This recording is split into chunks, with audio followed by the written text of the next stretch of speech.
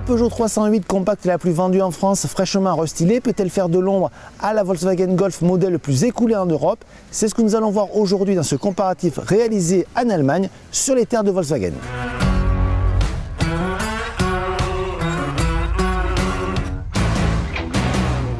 Voici un duel de champions. D'un côté, la star européenne, la Volkswagen Golf, qui truste depuis de nombreuses années la tête des ventes au niveau européen. De l'autre, la Peugeot 308 qui a bousculé la catégorie des compacts depuis sa sortie en 2013, comme en atteste son titre de voiture de l'année en 2014.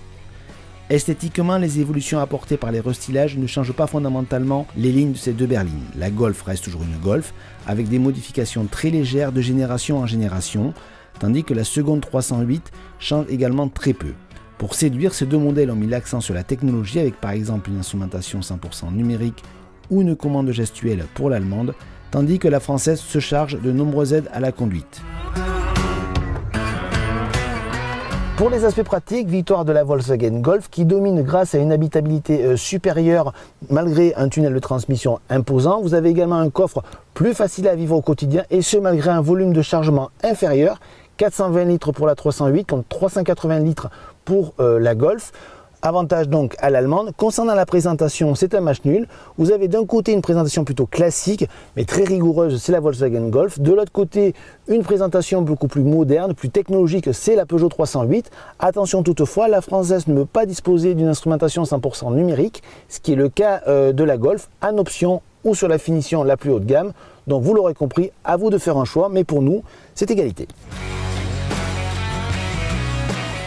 Dans ses motorisations 150 chevaux diesel, la Peugeot 308 dans sa finition GT Line part avec un avantage de 540 € face à la Volkswagen Golf Cara et n'a pourtant pas à rougir de sa dotation d'équipement de série. S'il faut repasser par les options pour le régulateur de vitesse adaptatif que l'allemande a de série, elle offre contrairement la caméra de recul et les feux full LED avant et arrière, facturés près de 1800 € sur le pack techno de l'allemande. Cette dernière s'incline donc largement, mais garde pour elle un catalogue d'options nettement plus pointu que la française, allant des suspensions pilotées à des systèmes de sécurité sophistiqués. Pour ce comparatif, nous avons choisi des motorisations diesel de 150 chevaux qui ne manquent pas ni de souffle ni de dynamisme. Avantage toutefois à la Peugeot 308 avec une valeur de couple supérieure, mais également une consommation qui est moindre.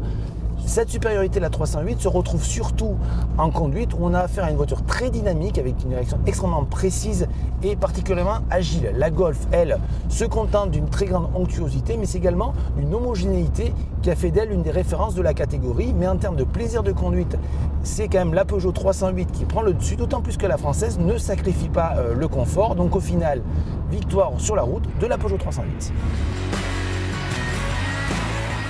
Les Golf et 308 se vendent bien, que ce soit auprès des particuliers que des entreprises, et l'un comme l'autre de ces acteurs sont très sensibles à l'aspect économique. Alors, qui de l'allemande ou de la française vous coûtera le moins cher?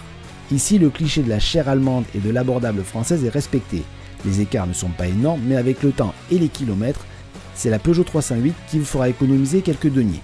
Elle est moins chère en entrée de gamme, mais aussi moins chère si l'on regarde les prix des modèles comparés, pas de beaucoup, mais à chaque fois tout de même. Mais c'est surtout la consommation qui fera la différence.